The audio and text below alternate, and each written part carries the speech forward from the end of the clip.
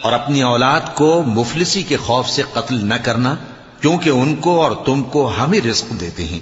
کچھ شک نہیں کہ ان کا مار ڈالنا بڑا سخت گناہ ہے، اور زنا کے پاس بھی نہ جانا کہ وہ بے حیائی ہے اور بری راہ ہے۔ اور جس جاندار کا مارنا اللہ نے حرام کیا ہے اسے قتل نہ کرنا مگر جائز طور پر، یعنی بفتوائے شریعت۔ اور جو شخص ظلم سے قتل کیا جائے، ہم نے اس کے وارث کو اختیار دیا ہے کہ ظالم قاتل سے بدلہ لے، تو اس کو چاہیے کہ قتل کے قصاص میں زیادتی نہ کرے، کہ وہ منصور و فتح یاب ہے۔ اور یتیم کے مال کے پاس بھی نہ پھٹکنا مگر ایسے طریق سے کہ بہت بہتر ہو، یہاں تک کہ وہ جوانی کو پہنچ جائے۔ اور عہد کو پورا کرو کہ عہد کے بارے میں ضرور پرسش ہوگی۔ اور جب کوئی چیز ناپ کر دینے لگو تو پیمانہ پورا بھرا کرو، اور جب تول کر دو تو ترازو سیدھی رکھ کر تولا کرو۔ یہ بہت اچھی بات